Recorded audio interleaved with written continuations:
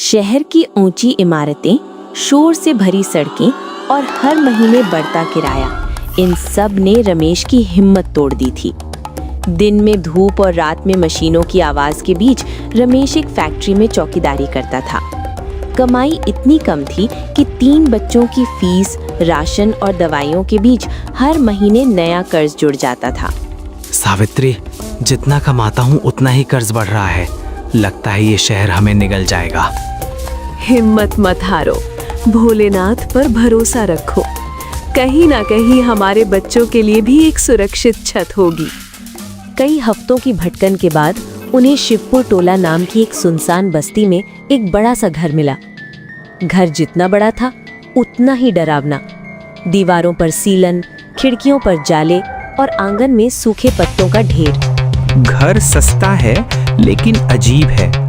लोग यहाँ ज्यादा दिन टिक नहीं पाए। सोच समझकर फैसला लेना।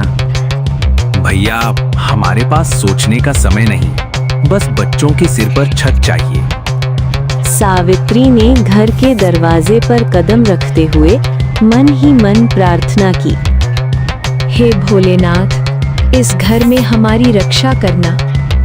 रात होते ही घर का माहौल बदल गया। गर्मी के मौसम में भी हवा अचानक ठंडी हो गई, ऐसी ठंड जो हड्डियों तक चुभ जाए। माँ, यहाँ मुझे अच्छा नहीं लग रहा। लगता है कोई हमें देख रहा है। डर मत बेटा, नया घर है, मन घबरा रहा होगा। लेकिन उस रात किसी की आंख नहीं लगी। सुबह सफाई करते वक्त सावित्री ने देखा एक कमरे में बाहर से पुराने जमाने का ताला लगा हुआ है। उस पर लाल और काले धागे कसकर लिपटे हुए थे। अरे, ये ताला कैसा लगा हुआ है इस दरवाजे पर? खोलकर देखती हूँ क्या है इसमें। जैसे ही सावित्री ताला तोड़ती है, हवा में सड़ी हुई मांस जैसे भयानक बदबू फैल जाती है। दीवारें जैसे ठंडी सांस छोड़ती हैं। रात 9 बजे रमेश ड्यूटी पर जा चुका था। घर में सिर्फ सावित्री और बच्चे थे।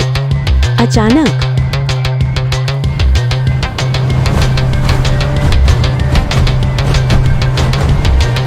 सावित्री डरते डरते दरवाजा खोलती है। बाहर कोई नहीं, सिर्फ कुत्ते भौंक रहे थे। अंधेरा और हवा में गूंजती एक धीमी विकृत हंसी। रात 12 बजे मोहन जैसे ही सोने लगा, उसे लगा कोई उसे घूर रहा है। उसके बिस्तर के पास एक मानव आकार की काली परछाई खड़ी थी। वो जान बचाकर सावित्री के कमरे में भागता है। माँ, बचाओ। आधी रात सावित्री की नींद खुली। उसने देखा गौरी कमरे में नहीं थी। बगल वाले कमरे से कुछ अजीब सी आवाज आ रही थी। उसने वहां जाकर देखा गौरी जमीन पर बैठी थी। पास में उनकी पालतू बिल्ली मरी पड़ी थी।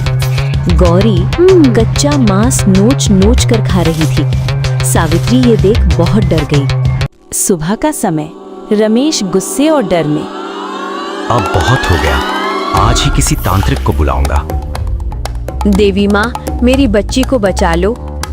तांत्रिक घर में कदम रखते ही रुक गए। ये घर प्राचीन प्रेत से बंधा है। तांत्रिक घूमते घूमते उस कमरे की तरफ जाता है।